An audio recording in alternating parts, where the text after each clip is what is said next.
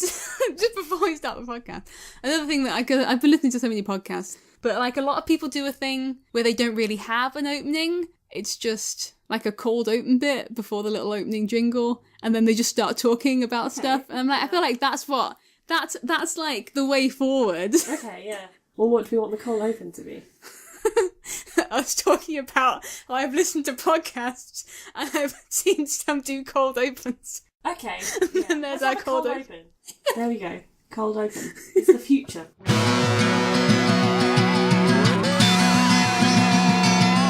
So then this time we're talking about Pushing Daisies. Pushing Daisies! Woo! I love Pushing Daisies. I'm so happy that we're talking about it. Which is Meg's choice. Although Meg's choice, but you prefer more.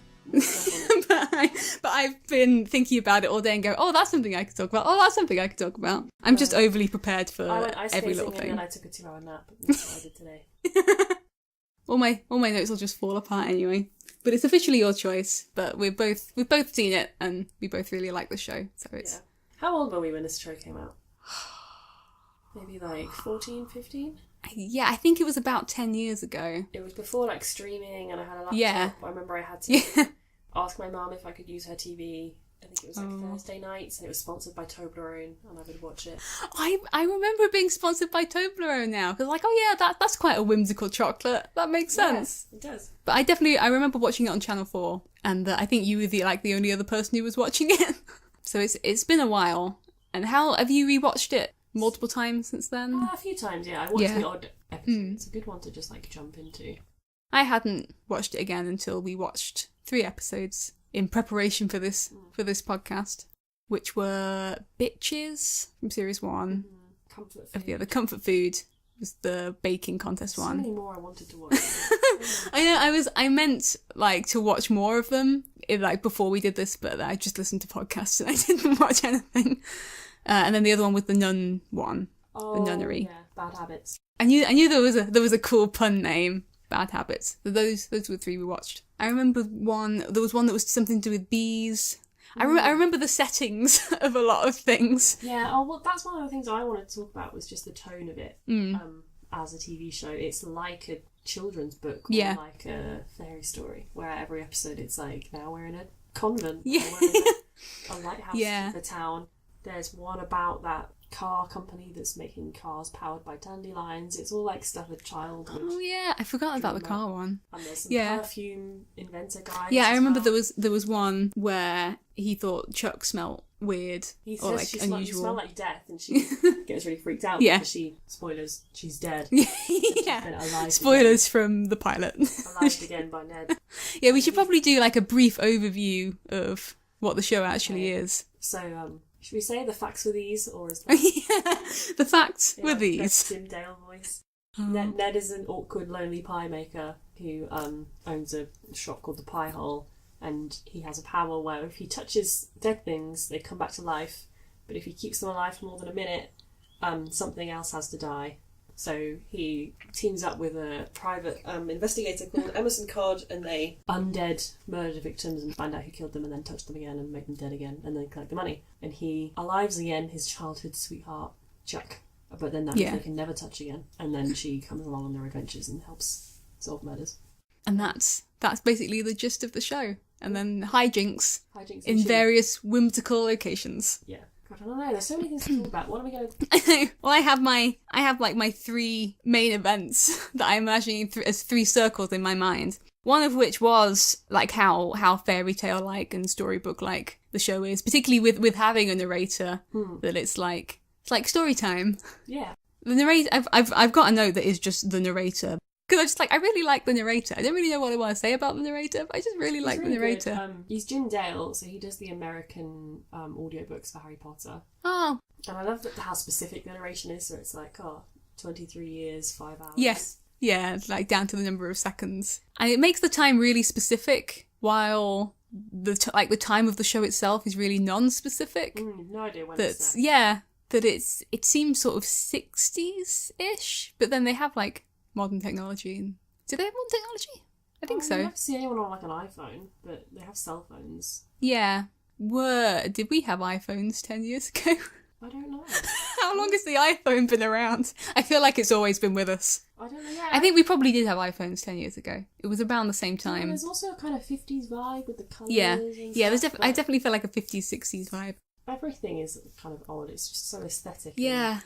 But then, you wouldn't be having dandelion powered cars 50 years ago. So it's like the past, but also the future. Dandelion cars cloning dogs from their ashes. Oh yeah, that's the plot. And yeah, it just makes sense. Well? We were discussing this in the Bad Habits episode of The Nunnery, where it kind of looks like it's in the Alps, and there's like a Swedish chef guy who's hunting for truffles. And yeah, it's obviously not very far away. Yeah, it's obviously not far away. We're assuming they're in America, so where is this mysterious convent in the mountains that's really beautiful? Yeah, it could be any place, any time. And something that I liked and noticed when we watched those 3 episodes again, it was the little CGI part that they always use as the setting, like the setup shot for the pie hole, with like this little CGI zoom. I don't know if it would have looked as so obviously CGI at the time, as like it really stands out now. It's like, that's some dodgy CGI. But I really liked it, whereas normally be like, oh, that hasn't aged well. Yeah, but it just added to the feel of everything. I like that you've got pie earrings. I know. A nod to... Yeah, I deliberately put on like slices of slices of cherry pie with ice cream on them. I was like, these earrings are very fitting for what we're talking about. Because that's an American thing. I kind of feel like, obviously this is Brian Fuller, made Pushing Daisies. I feel like this is an important stepping stone on his journey to Hannibal. Yeah, really I found... similar. I was Googling something from the show and I thought, I'll just get some background information on who are the people who play the characters who made the show. I was like, it's the same guy who made Hannibal. I didn't know that. But it makes sense. That everything just looks gorgeous. And again, I think because I found that with Hannibal that I'm just not sure when it's set. Because actual Silence of the Lambs is, like 80s? So you expect Hannibal to be like 60s or 70s, but then you watch it and... It doesn't seem... But it's probably not. Everyone's far too well dressed and their haircuts are too good. Yeah. Again, no iPhone or anything that would make you definitely say... I don't think it occurred to me at the time that it was anything other than present day. But I guess that's kind of the point. He's not concerned with that. He's just wanting to tell the story. It's much more about the story. It's never about, like, it doesn't matter how Ned got these powers, why he has these powers. He just does. Yeah, and the obsession with food and kind of filming of the making of the food and making it look really gorgeous, which obviously takes on a very different spin in Hannibal, and death as well, and things being really gory, but it not necessarily being... sometimes in Hannibal it does get gruesome and unpleasant, but even in Hannibal... So someone will get deep fat fried, which sounds horrible, but it actually just looks kind of fun, because he's like all crispy and brown. Yeah, I feel like everything... at least in Pushing Daisies, everything just serves a poetic purpose rather than a technical purpose. Is that a good time to talk about Olive's songs? Yes, which I'd forgotten about until when we watched Comfort Food and she both thought, like, oh yeah. I mean, if you've got Kristen Chenoweth in your show, I want to know you can't not have her sing. How much of that was having her in it that they wanted her to sing, or how much Olive was going to sing anyway. But I like that you're not sure how diegetic it is or not, like how much it's actually happening and how much it's in her head. So the one I always remember is Hopelessly Devoted to You, where she's singing and the guy comes in to clean the floors and he interrupts her, but he's got these headphones on, so you can't tell that she was singing. And she has to keep stopping the song and saying, like, oh, okay, yeah, that's fine. And then he puts his headphones on and then she carries on again. Yeah. And I didn't know, like, I like that, whether she's just a crazy person that sings, or if she just... It could be that people do just burst into song in this universe. It's always a situation where it's possible that the person she's talking to, maybe they didn't hear her singing. Yeah. Who knows? Like, they kind of pop their head around the door and they'll be like, oh, Olive, and she's like, yep. Wasn't singing, It's another thing that makes the whole show, it draws attention to the fact that it's not real, like with the CGI bit, which I think is why I like that in this context and not in other contexts, and with the singing and with all the colours being really saturated and with the kooky deaths and with the narrator. It's like everything's very fake. And there was a joke I liked in the Bad Habit episode where the nun was swearing and it used the bell. I really like shows where a character swears but they're not allowed to swear on the network that they're on, and so they engineer ways in universe to cover it up. And then every time she swears, the bell rings. I do really like Bitches. I really like the Yeah. Born with the dog. I don't know why. I think that was one of the first ones. You I are ever very watched. into dogs. I am very into my dogs. Maybe that's why. I like the idea that this guy has 4 wives. And that when they bring the murdered guy back to life and he says, "Oh, my wife did it," and you're like, "Oh," it's like, easy case. No, he's got 4 wives. He's a damn polygamist. Yeah. To quote Emerson. Yeah. It's like a logic puzzle or something. Where you'd say like, "Oh, a man is murdered and he leaves a note saying my wife did it. Why did they not find the killer?" And It's like a lateral thinking puzzle. because he has 4 wives.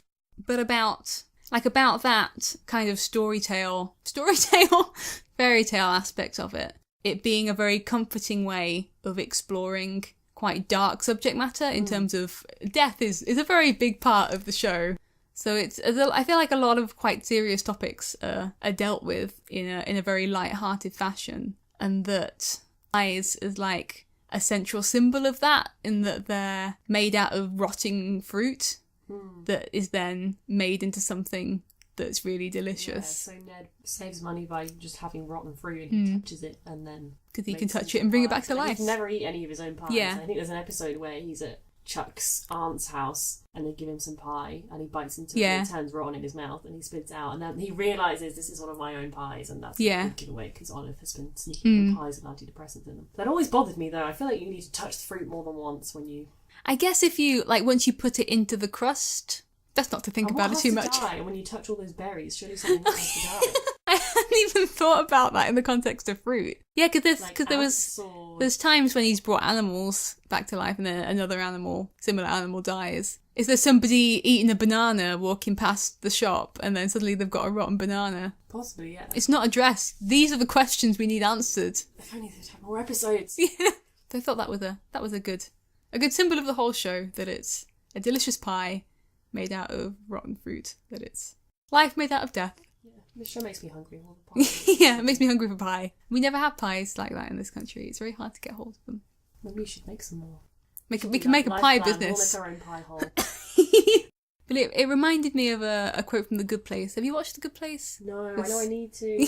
This is the next Crazy Ex-Girlfriend in terms of stuff I'm trying to get you to watch. Okay. But there was a line in that where there's an immortal being who's trying to understand what it's like to be human and can't quite grasp how humans know they're going to die, and like how do you deal with the fact that you know you're going to die all the time. And the human character says, well, I guess we're all just a little bit sad all the time. Oh. And I feel like that sums up this show quite nicely, in that it's always a little bit sad while being very cheerful and light-hearted, because like it's always about death. In it. Ned is like a total mess. Yeah, he's been left by his father. Chuck's a mess because she died and came back to life. And she was leading this really unsatisfying life for, and she just decided she was going to like go out and start living, and then she got killed, and then they can't really touch each other. Olive is in love with Ned, and it's really sad. And then Emerson, he's quite bitter, and he's like estranged from his daughter. Yeah. And it's kind of implied in the really rushed, annoying ending. Yeah. His daughter finds him. But I think even in the context of a rushed ending, that could have been handled better. Yeah. And Olive is in love with Ned and can't get over him. I love Olive. Well, she kind of makes steps towards not getting over him, but yeah. I love her character because it feels like a very true depiction of unrequited feelings and all the kind of different things she goes through. Yeah. So there's some episodes where she's angry and some where she's just kind of... Yeah, the stages of grief. Dealing with it. And she stops kind of actively trying to pursue Ned because she knows it's not going to happen, and she kind of knows that it's not going to happen and she's sort of over it, but then they'll, because doing what they do in solving murders, they'll get into situations where they'll be locked in a trunk together or...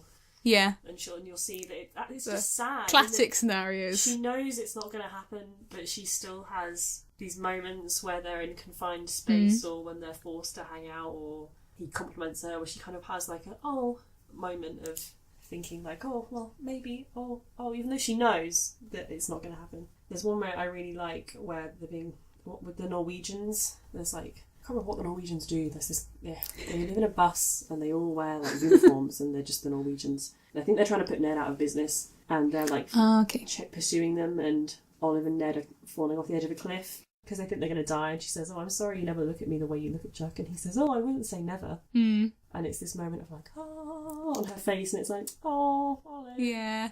And that just made everything worse, really. Yeah. I like there was an episode where they introduced this other guy who's like a travelling salesman who sells homeopathic antidepressants. And I really like that he fixes the espresso machine, but then she never sees him again. But then they have a little fantasy sequence where she thinks he comes back and sweeps her into his arms, and it's really lovely and romantic, and then she realises that she missed it while he was there because she was thinking about Ned. Yeah. It's just sad. It feels very like true to life because it kind of isn't easy, and she doesn't just get over him.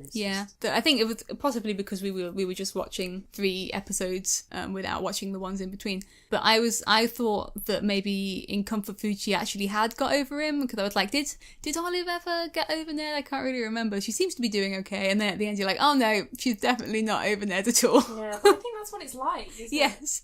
It's not like an easy narrative of getting over someone. It goes from denial to thinking like, oh, I'm fine now, to be like, no, still in love with this person.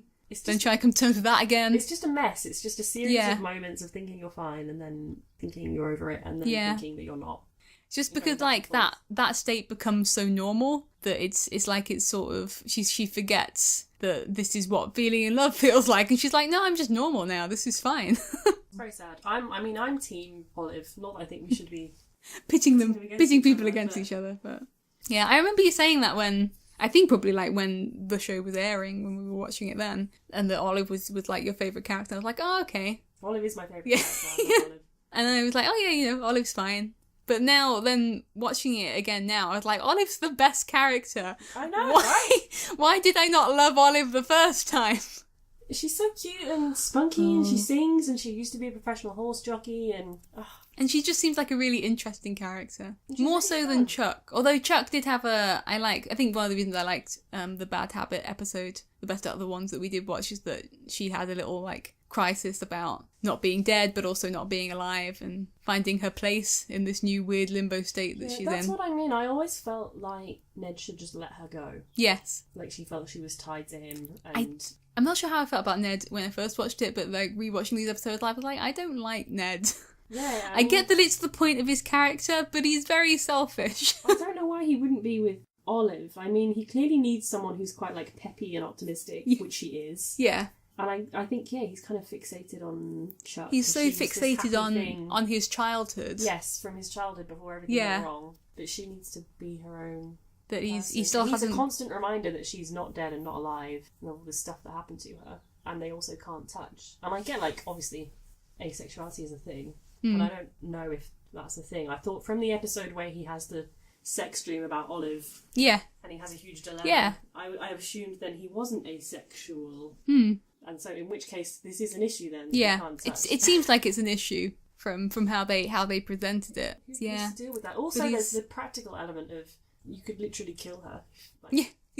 Any second, as that dream showed us. But it's like he's so obsessed with just getting back the stuff that he lost in his childhood.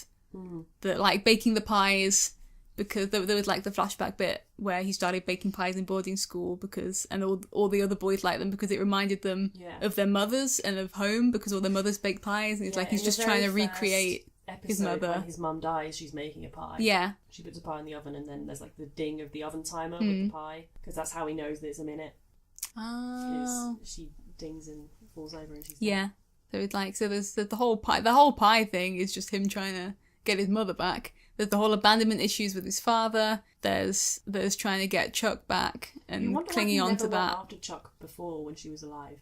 Yeah, how? I guess maybe it was an issue because he knows he accidentally killed her dad. Yeah. But I mean, that didn't stop him when he found out she was dead. So he kind of get frustrated and think, why not look her up in the phone book and turn up to her house like a year before she died. Yeah, I guess it was probably the guilt about accidentally killing her father, which seems to be a big thing even after he brings her back, that he still feels guilty about that, because that was in I think I forgot what episode was it. The Comfort Food where she's trying to find her family. She's trying to find her family in the Bad Habits one, and in Comfort Food she's made her dad alive again. Oh yeah. It's like everyone is always wanting something that they can't have. Like Ned's always trying to get back to his childhood happiness, and is trying to force this relationship with somebody who he can't touch. And who he could kill at any moment, accidentally. For it. Like, it's so fragile, he physically can't touch it because it's not really real, and it's not. And the kissing through the cellophane is very like cutesy and romantic, but my god, that would get old. Ultimately an issue. And then Olive wants Ned, and even though he's made it clear that that's not going to happen, and she knows that that's not going to happen, and it's like she accepts that, but it doesn't stop her from wanting it. The thing about Olive is I think she's not obsessed. There's a really good episode with the lighthouse keeper where I think it turns out the murderer in that one was a kind of woman scorned, and she's about to kill everyone at the end, and Olive manages to talk her down by like relating to her. And she's like, oh, I know how it feels. And she's able to give this really specific rundown of how this woman feels, and she's like, oh, so don't do it. And I think Emerson takes Olive aside at the end, and he's like, are you okay? You're not gonna like murder Chuck? And she's like, no, it's good. And she's genuinely like, it's fine. I really liked Olive and Chuck's relationship, that they're genuinely really good friends and they help each other out. Because they could have easily made them rivals and they didn't do that. Yes, that's another thing about this show is the women. There's some really great women characters. So we have, of our main four, we've got Ned and Chuck and Olive and Emerson. Then we've also got Lily and Vivian. And they're all like friends and they all support each other. Like they're sisters. And they're kind of maternal figures to Chuck, but they're really good friends with Olive as well, and she really loves them. And Chuck and Olive are friends. There's a lot of good female, just women being friendships, pals. gals being pals. Yeah, and I really love the scene where Chuck is crying. I can't remember why she's crying now. She's always crying. Olive answers the door to her, and she's dressed in the Darling Mermaid Darlings costume, and she's like hopping about because she's got this big mermaid tail on. She's like, don't cry in front of me, we're not at that point in our relationship yet. And Chuck cries anyway, and she's like, oh for God's sake. I like that. That just feels like interaction people would have. It felt very like real. And I like how kind of not passive Ned is, but he's not got a huge skill set. Like he can make people alive again, and that's kind of it. And then we've got Olive and Chuck. That's quite a big thing. But you know what I mean? Not a huge skill set. I mean, brings people back to life, but what's he done lately? But he's often just kind of goofy and not sure what to do, and kind of a bit fumbling about and freaking out. And then Olive and Chuck tend to have like just from their craze. I think Chuck's is explained. He definitely needs a support network. Yeah, by having just read loads of books, so she knows all kinds of things and has all these weird hobbies that she can jump in and save him with stuff. And Olive, from her, like she used to be a professional horse jockey, and I feel like they're a lot more street smart than he is. And I think because everyone else has got like a hobby that's separate from their main thing. Like Emerson pop-up books. with like knitting. Doing knitting. Wasn't he knitting like gun cozies or something? Probably. I think he's definitely knitting. I remember him knitting something weird, but I remember that he was knitting, and then Olive was a jockey. Chuck was keeping bees at one point. Yeah. They've got the bees on the roof because then they can wear the beekeeping suits and like dance. And See, it's all these things where you think, oh, that's really sweet, but also a bit weird. Jesus, that would get old. Yeah, it's like it's always towing that line, like with the death and comfort part. It's like that line between, oh, this is nice, to feeling a bit uncomfortable. And I like that they don't explain to Olive; they just tell her that she's allergic to Ned. Yes, and Olive just buys that. That's why you were kissing through cellophane. She's allergic to Ned specifically.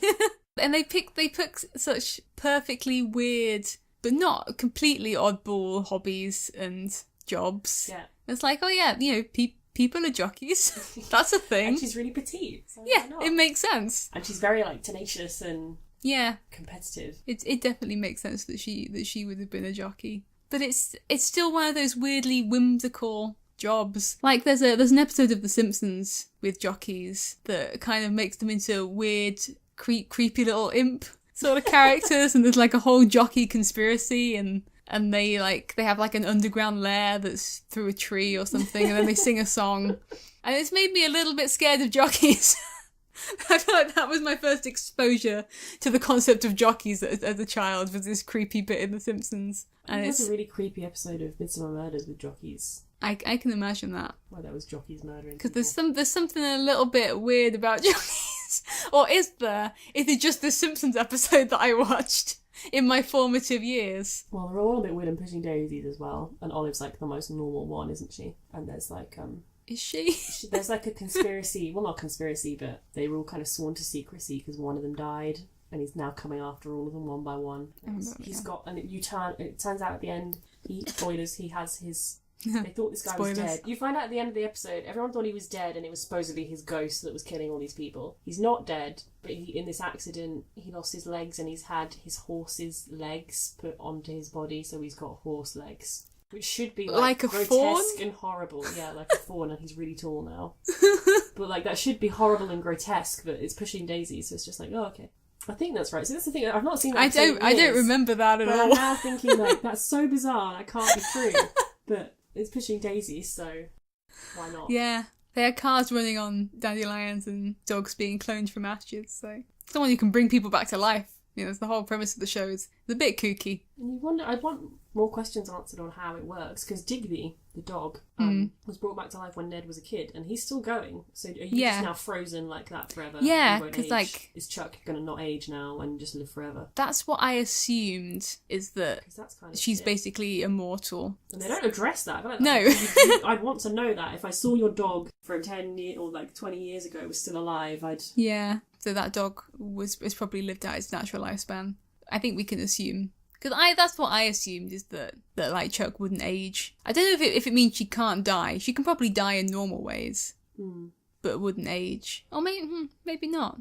I just assumed that seems like in how fantasy worlds work. That, you know, if you get brought back to life, then like if you get turned into a vampire, you don't age. I'm guessing, yeah, which would be really cool to address. But yeah, that's definitely something that I would have been expected to have been addressed in a later series, but we never got that. Which brings me to one of my questions. Mm-hmm. Well, actually, all of my questions relate to the same thing. It's all about the ending of the show. That I was thinking that Pushing Daisies would probably be more successful if it was brought out today. Yeah, I remember hearing an interview where they said it was before its time from Anna Friel. I can definitely see that. Because it was what I was thinking. We're ready for that now. We're ready for this slightly dark, whimsy. Yeah. I feel like, and for things to be a bit weird and niche is something that's served now, whereas, 10 years ago when this was made, things were all very broad appeal. I remember thinking that it was really special to find a show that was like this at the time. Whereas now, particularly like The Good Place is a very similar show in terms of feel to Pushing Daisies, and that's like hugely popular now. Yeah, this show should have been on Netflix. I would do great on. They should put it on Netflix. Yeah, they should just put the show that's already been created on Netflix. I can watch it again, and more people would find out about it, and then they could get a new series commissioned. Oh, I don't think that's ever going to happen. No, I know. I did in my research of who Brian Fuller was. I did see that he's been pushing like the whole time to get something more out of Pushing Daisies. Really? That he's still like, if anyone wants to commission this, I will make it. How much money does he need? So if Netflix was looking to revive it, but then would they use the same cast? Because then they're going to be older, so we're going to have a time jump. Then Anna Friel would have aged. I feel like she looks the same. Kristen Chenoweth was older anyway. I remember seeing her in Glee because my family watched Glee. Oh, okay. And I think she did look a little bit older, but yeah. Or perhaps they could just totally redo it. I don't know why. Normally I would be like appalled to my core. Yes. For something I love, but for some reason... Yeah, I feel like this needs to happen. It's such a great concept that wasn't done justice by the ending of the show that it had. But something that Brian Fuller mentioned in terms of wanting to do something with the Pushing Daisies universe is doing a musical. And oh my god. That would be perfect. Oh my god.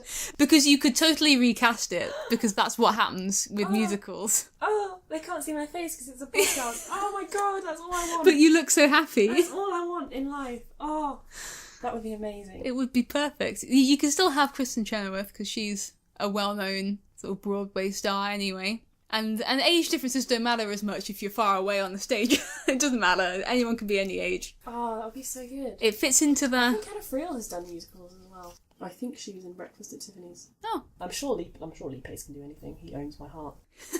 But even if not, you could get new people, and that would be acceptable. You wouldn't have to address that they look completely different now. That's just an acceptable thing in musical theatre land. It's already set up kind of like a stage show or musical anyway. They already have songs in it. Oh, it would be so good. I feel like this is what needs to happen. Yeah, who's the actress who plays Vivian? Because she's a big musical. Don't know. She was in, I think, the original... what's the musical about the plant that eats people? Little Shop of Horrors. Yeah, I think she was in the original. Another great musical. Little Shop of Horrors. Yeah, I think that is the perfect ending of the show, because I don't think they really need like another series. Which brings me to another of my related questions. Was there really anywhere for a third series to go? I think there was. There was loads of stuff that wasn't addressed. I think there were a lot of things that weren't addressed, like we were talking about, is Chuck immortal? But I think there was the thing about the dads coming back that they kind of never raised. I don't remember how that ended. Back. They kept hinting that Ned's dad was coming back, and that was one thing that wasn't tied up. But I think in terms of doing the weekly murder thing and having different settings, they were kind of running out of... Like, I can't think, apart from a boarding school, I can't think of any locations that they could have then gone to. Gone to a zoo, they could have gone to a farm. Think of like Mighty Boosh and that's... kind of places that they used to go. It's yeah, kind of that's actually zoo and farm. 2 very good suggestions. What else could you have? You could have like a kind of beach. I know they did the lighthouse, but you could have sort of a... Yeah, you could do beach. Kind of promenade, sort of Blackpool illuminations type thing with people in Victorian bathing suits and... things like that. Or like Scooby-Doo episodes, that's a good one. Yeah. Okay, I relent. You're right. There's enough for a 3rd series. I mean, they could have gone to other countries, like, they could... Or that if the gap kind of takes... That's acknowledging that they're in a country. Yeah, I was going to say. I just remember there's an episode of Scooby-Doo where they go to Loch Ness. Yeah, but I feel like Pushing Daisies could do something like going to Loch Ness, and they could just do it in like call it Loch Ness. Like a 20-minute drive away. Spooky castle. In kind of like a Simpsons-style universe where just everything's in this one town. Yeah, definitely you could have the monster of Lake whatever, and it's just clearly Loch Ness. And they never really did and they could have a legend monster thing. Well, kind of with the Lighthouse Keeper, but not a monster. But like some sort of Bigfoot sort of Loch Ness monster style. In the King Kong. Mountain cabin episode. With Cabin in the Woods. Yeah. Yeah. I was just being uncreative. Proper haunted mansion There's loads. As well. Kind of Adam's Family thing. They never did that. A classic haunted mansion, or some kind of loads of people go to a masquerade ball in a big house and get killed one by one. I feel like every episodic show needs to have an episode where the characters go to some sort of big house at the masquerade ball and then they get killed off one by one. One of like the anime tropes, like a Hot Springs episode or a one where they all go to the ice skating. Ice skating. They could do ice skating. Oh yeah, figure skating. They could definitely do figure skating. I mean, it's only like a short leap from synchronized swimming to do figure skating. Yeah. Oh, now I'm even more sad that there was so much scope.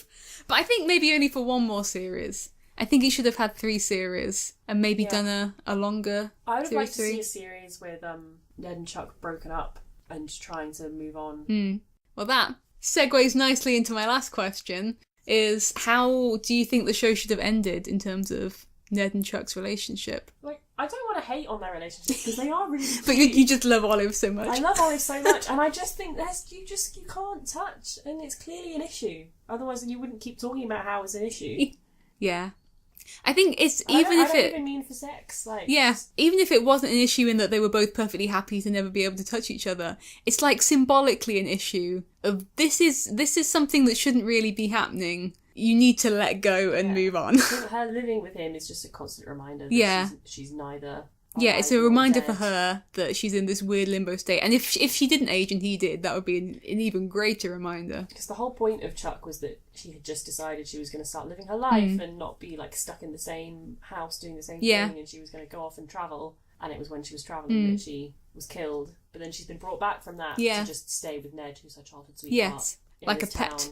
Like a pet. And it's like, no, she should go off and be her own person and I think that's how I'd like it to end, that Ned comes to terms with all of the stuff from his past that he's clinging onto and needs to get over.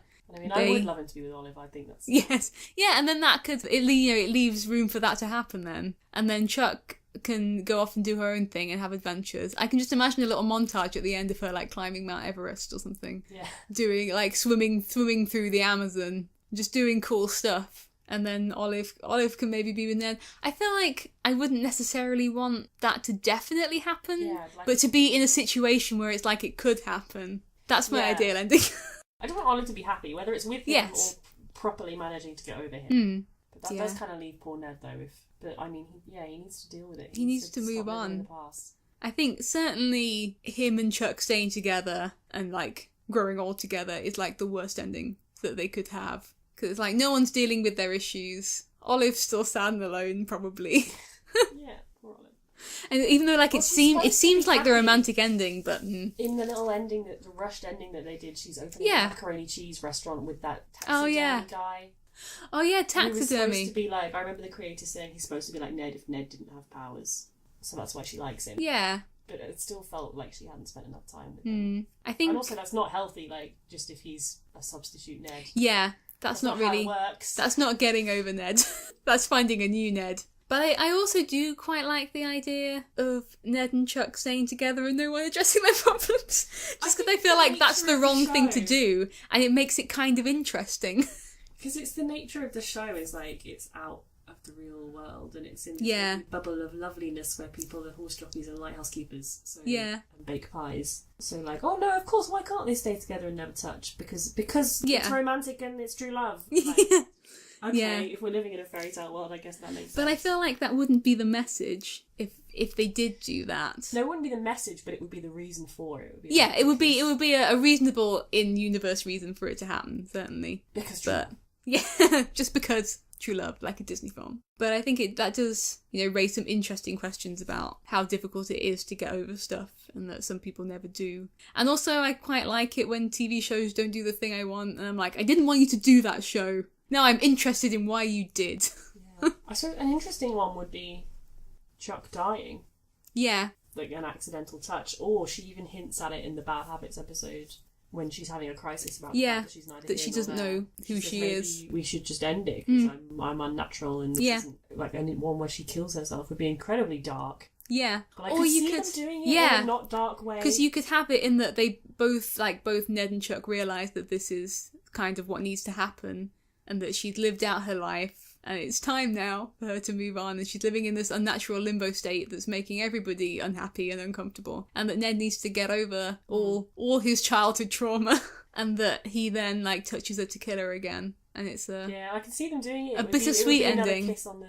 Yeah. But on the lips this time, because the first time he does it, it's on the cheek, I think, isn't it? Because he contemplates the lips. Yeah, and which is better for the opening. That would be a really good closing then, because it would have been creepy for him to kiss her on the lips the first time. Bit weird. Yeah, and it would be very kind But to do it to kill her again, that's like a nice thing to do. Fairy tale imagery. She's kissing the princess, but it's killing her, but that's what she wants. Yeah, it's like the opposite of the fairy tale. This is the best ending. We need to write a musical of Pushing Daisies. But I mean, and this is the end. I love Chuck. I think she's really funny, and she's really cute. Which I think I like Chuck more when I like first watched it when we were like 12 or however old we were when it aired, which is why I was surprised that you liked Olive, and I was like, oh, okay, I'm quite invested in the Ned Chuck thing. But now I'm not invested in that at all. And I'm like, no, Ned should be with Olive. Chuck needs to live her life and then come back and be like, I'm not aging, I'm apparently immortal. I feel like I need to die. That's my ending of the show. Yeah, I agree. Yeah. Yeah, there's so much stuff that would be addressed. Could Chuck have children? She probably couldn't. I don't know. So many potential... It's like I want a little series of short stories that just explores little parts of their lives when these individual issues would come up. Like there was an I think it was an anime film set in the universe of the Matrix that was just little short stories about people who had learned to manipulate the Matrix and what they were doing. It was a really cool idea, and I'd like that, but with Pushing Daisies. Every episode has its own cool little short story. Yeah. The really lovely one I remember with the windmill was the story of the thief who hides in the windmill and he meets the girl that lives in the windmill, and then he is arrested and goes to prison and spends his entire life writing letters using this pigeon back and forth to this woman who lives in the lighthouse. Yeah, I remember the pigeon. And then they get really old. He dies in prison, I think, and she dies, but she passes it on to her granddaughter, and the guy in prison passes this kind of tradition onto his cellmate who's younger than him, and then the cellmate breaks out to try and like deliver the letter or to go and see her, and then they fall in love. And that was a really lovely... Yeah, it's like every little mystery part has its own adorable characters with their own be a movie, each one. Wonderful backstory. Everything's so well fleshed out. And I love the stupid references. While being archetypal at the same time. So that episode with the windmills, it's like they're following the pigeon in the car and they're singing birdhouse. They talk about having a birdhouse in your soul that you fill with happy memories when someone's died and how to deal with the death of a loved one. And then they sing the song Birdhouse in Your Soul. And then they arrive at the place with all the windmills, which is like Birdhouse in Your Soul, the song by They Might Be Giants. And then the windmills thing is a reference to They Might Be Giants, the movie, where there's like windmills. Oh. And it's like... I would not have put all that together. It's just like all these little breadcrumb trail of references to things. Yeah, there's a lot of movie references and song references. A lot of references to things. Like it's like the show's an amalgamation of culture and folk stories. It always feels like something that I've heard before, but it's like a new thing. Yeah, I think the pop culture thing is interesting as well, because it's not like a lot of pop culture references where if you didn't know it, you're lost. Yeah. Like, you just don't... Where you're like, so that's... seamlessly and so I can tell subtly. that was a pop culture reference, but I don't know what it was subtly to. that you just don't notice it. You're just like, Yeah. oh, okay, they're going to a windmill Yeah. place now, that's fine. It's like it's not there as a joke or to for people to notice and go, oh, I see what you did there. I'm so clever. It just adds to the weird sort of patchwork style of the universe that they create and the weird fake feeling fairy tale part of it. Like when I finished watching those 3 episodes that we watched, I was like, how... I was already upset at the time when it was cancelled. I was like, oh, that's kind of sad. I like that show. But I don't think I was surprised. I think because I knew it wasn't doing very well. But now I'm like, how? How was this show cancelled? It's such a good show on every level. It's like, it's not just that it's fun and quirky. There are serious topics being addressed. Yeah. The characters are all really great. They're all really likeable. The acting's really good. There are songs. All things should have songs in them. Yeah. The cinematography is really good. Can you call it cinematography in television? I do. I'm going to call it cinematography. It's a very cinematic looking TV show, which again is more popular now, which wasn't something you saw as much 10 years ago. Definitely before its time. But now everything looks like film. And like all the costumes and the set design. Oh, everything chucked all on amazing. I just want forever. Cut down in its prime. Pie hole uniform dress. Yeah, I loved her what she was wearing in the cooking contest. The little hat with the little hat with the pie. Like it put at a jaunty angle. That was adorable. When we open our pie shop. Yeah, we open our pie hole. Is there a pie hole? Would that be like an infringement of copyright? I feel like there must be. Somebody must have opened. We should go there. Is there? I mean, is there? I was about to say, is there anywhere that just serves pie? There's a cereal restaurant in London that just serves cereal. There's bound to be somewhere that just serves pie. If there's already a pie hole, we need to think of a new pie pun. Then we need to get someone who's really good at making pie. Oh, crust.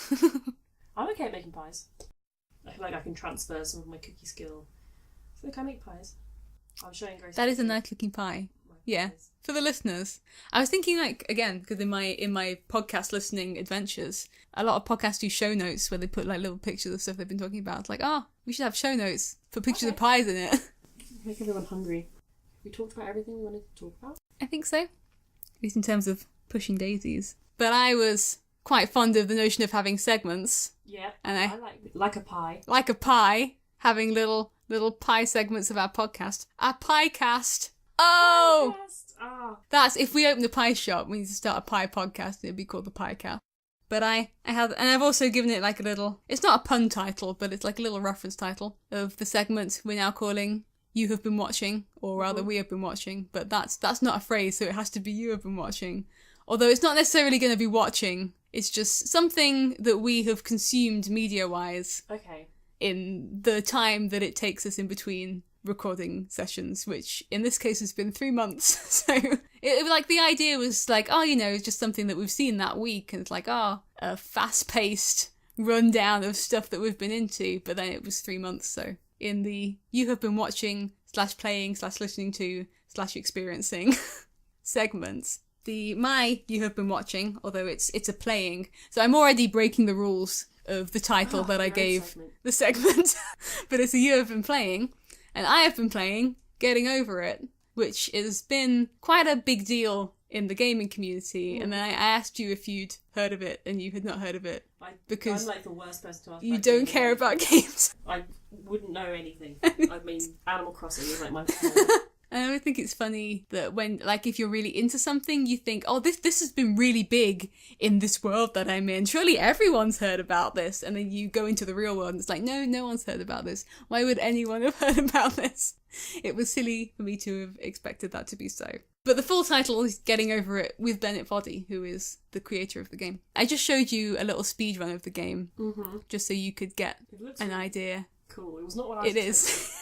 I don't know if I was like, this will give you a feel for the game. I don't know if it does, because it's kind of the opposite of what the game is, in that it's meant to be really hard and really difficult and take you a long time. It looked hard. And sends you back to the beginning all the time, and then you have to do it again. Whereas then in the speed run, it's obviously done in 2 minutes. They make it look so effortless. They sort of make it look effortless. I'm sort of like, I'm not even sure how you managed to do that.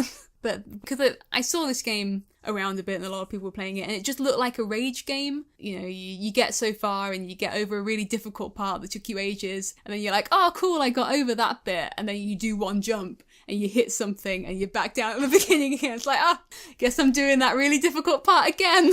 And it just looked like a normal rage sort of game. I was like, I'm not really into these sorts of games. But so many people were playing it that I thought, I need to look more into this game. And it turns out to be a really beautiful philosophical journey in rage game clothing. And it's possibly my favourite game that I've ever played. And I'm obsessed with this game. I'm thinking of making a video about the game. I'm thinking maybe I could do a whole podcast on this game. So it might come up again. Because I'm like, I have so many things to say about this game that I can't constrain it all into one little 10-minute bit at the end of this podcast. I have so many feelings about this game that's all about, because you're climbing, as you saw in the speedrun, climbing like a mountain that starts out like a normal mountain, but then there's a lot of weird stuff. And what direction was it going in? And yeah, it goes all over the place. There's boxes floating in midair, furniture balanced on top of other furniture in just ridiculous ways. And so I always like stuff that's made out of other stuff. So this is like a mountain that's just made out of a load of random garbage. And then the game itself was made out of pre-made game assets that you can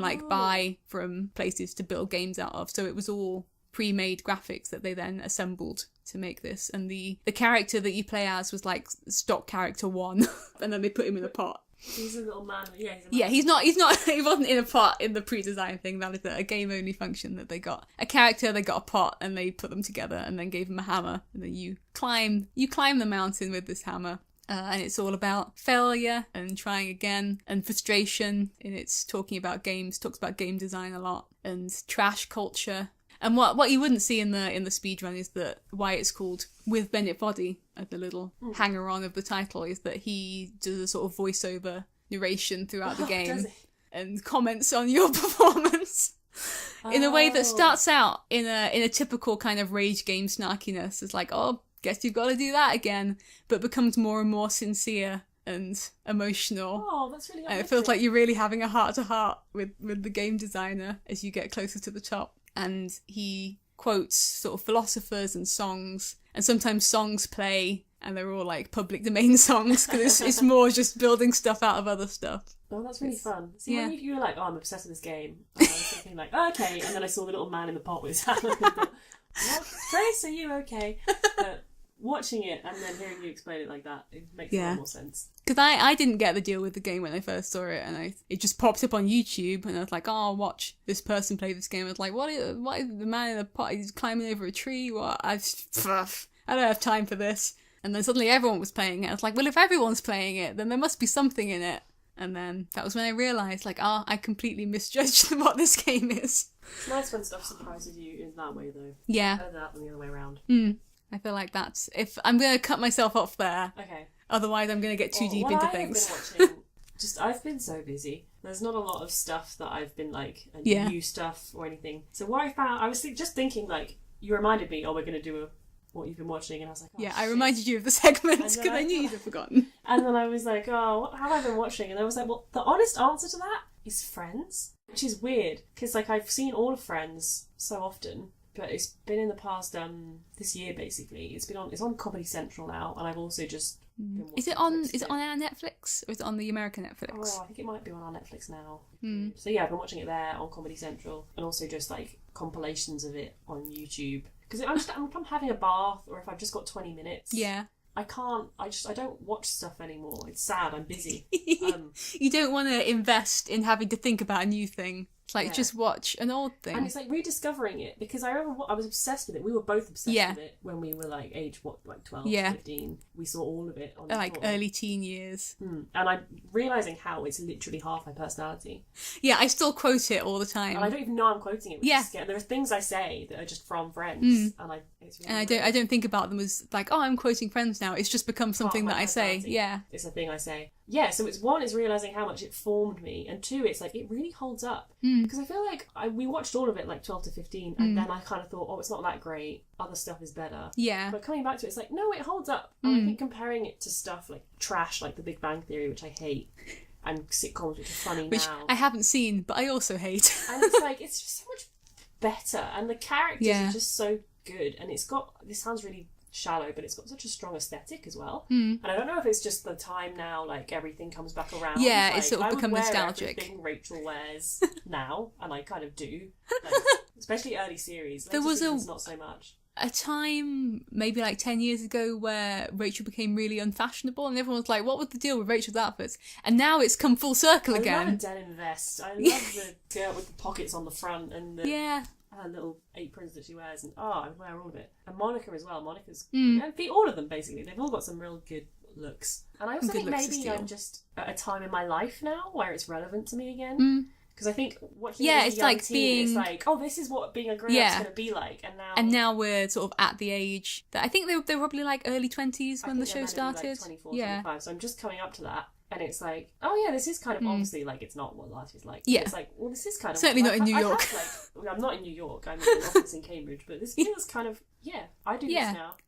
I feel like Cambridge is like the little fantasy version of New York that they created, where everything's nice. Everything's clean. And it's like Cambridge is a really nice place to live, but it's still got that like really expensive, highfalutin sort of vibe going on. Like when you're in the centre of Cambridge, it reminds me of Friends New York. A Friends, but not like real New York at all. New guy that she's seeing, and I met him at this pub quiz, and she was like, "Oh, he's going to be there," and he turned up, and I met him, and I was like, "Oh, great, hi." And he introduced himself, and then he left, and I said to her, like, no, he's great. And I remember thinking, I said to her, he feels like a love interest character. And I meant it, it's like a compliment, like, no, he's great. Like, he came in like, hey guys, my name, I won't say his real name, Roger. Hey guys, my name's Roger. And like, he was wearing a jumper, and like, I don't know, he had a beard, and it was just like, yeah, okay, sure. Like a love interest, jumper and beard.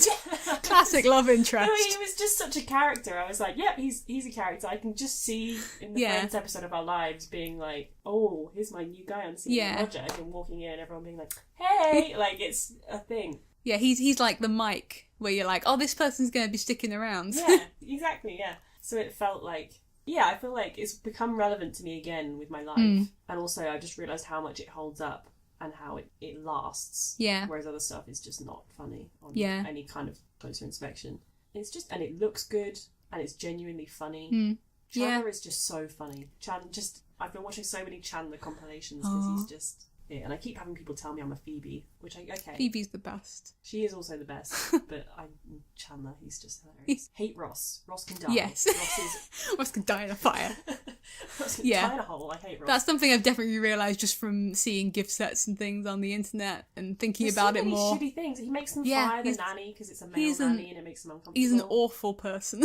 He makes Rachel quit her dream job in Paris to be with him. He's constantly a real dick to her when she gets her cool new job. He was kind of like, he liked when she was just a waitress. Like, sorry, I'm doing quotation marks. And he got really uncomfortable when she was doing this new job that she was excited about, and she had this friend Mark at her new job that she really liked. Oh yeah, Mark. And he ruined the whole thing. And he was constantly making homophobic comments about I've forgotten their name, but his ex-wife Carol. Yeah, and the more you watch it, the more you're with Susan. Like, Ross is just being a dick, and they're just there being nice, and he's constantly making little remarks. So and he didn't want his son playing with the Barbie, even though his son was really happy playing with the Barbie. He took the Barbie away. Yeah, and he never really learns. No, he doesn't. There's no lesson learned in the situation. There's the episode where Phoebe believes her mother has been reincarnated as a cat, and he it annoys him so much that he feels the need to really have a go at her and explain why that's not possible. And it's like, Jesus Christ, her mother's dead. Leave her alone. Like, who is she hurting? Yeah. Why do you want to kill her happiness? But I like that at least he did get called out in that episode. Yeah. Fuck off. He's just such a dick. My God. And it was just about being right. And everything with Roth is just about being right. Yeah, I love all of them except Ross. Yes. And I saw a post on Tumblr or something that said growing up is realising that actually Joey is the nice guy, not Ross. And it's like, he's like the friend you want. I think it was a gift set where Phoebe's all dressed up for some date, and he puts down his sandwich and he's like, you look stop eating hot, which is the highest level of hotness. And it's like, that's the friend you want. And it's like Joey is set up to be like this really shallow person as like the archetype, but he's actually the one who's really supportive of all his friends and is a genuinely nice person. And Ross, who's like the nerd, who's like sort of the nerdy nice guy, invisible air quotes, is actually a horrible person. And there was a lot of stuff recently about Friends is problematic. It's like, yeah. Of course it is. It was made in the 90s. Of course it's problematic. And then I think people took it the wrong way because it was all about, millennials think Friends is problematic. It's like, yeah, it is problematic. It doesn't mean we don't still like Friends. You can be both. Like, I still think it's a really good show. I haven't rewatched it. It's definitely something we should do a podcast on. Yeah. At some point and rewatch some Friends episodes. But I'm fairly certain, because I still see jokes from it. I still use jokes from it. The humour holds up. And it's still a good show. It's the relationships. Like, Joey's really sweet and he cares about all. They genuinely just all really care about each other. Yeah. I like the plot of it is just, there isn't really a plot. They're just this little round family of friends. That's the name of the show! What a coincidence. That they all spend Thanksgiving together and stuff like that. We should definitely revisit it. It'd be really interesting to watch it now. Yeah, that is what I've been watching. Yeah. Because I've been watching it now, like, this is still funny. So yeah, sometimes it's really interesting to rewatch shows. Like shows that you watched as a child before you really formed any knowledge of what is good and bad media. And be like, oh yeah, this is actually good. And sometimes you watch it like, oh, this was terrible. Like I used to like all the Jurassic Park films equally. What? I know. Children are so stupid. My God. I was like, they've all got dinosaurs. Well, yeah, fair point. But anyway, are we near the end now? Yes. I feel like that's been good. I feel like we warm up more, like, as we go on. This could be an extra segment on the end of the podcast where we talk about podcasting. How did we do, guys? Yeah. We, like, fill out an evaluation form. Like, how do I think I did? What do I need to work on for next time? I feel like we're slowly getting better at stuff. We have a mic arm now. The microphone has been hovering in between us. We still only have one microphone. Ooh, let's see. I'm putting my hands underneath it. And, ooh. Magic. But at least now it is positioned in between us and is not picking up the hum of the laptop, which is next to us. So we're gradually moving up in the podcasting world. We still haven't done that many. We're still babies. This is like 6 or something recordings that we've done. Our movies and TV of last year actually have a few views. The other stuff has like 2 views. But that still has. Yeah. Well, because for a while we were trying to do a proper podcast hosting thing, and then we ran out of our free. I didn't realise how quickly we were going to run out of the free version of the space. And so now we've just put it on YouTube. So we're not even technically a podcast anymore. There's no pod part of this. It's a tube cast.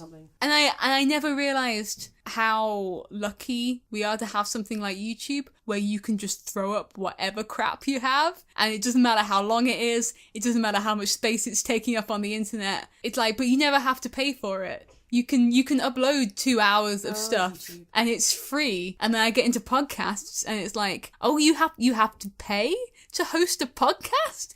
What is this? So yeah, now we're on YouTube. Maybe someone will sponsor us. Yeah, sponsored by Audible. We just start saying it at the end.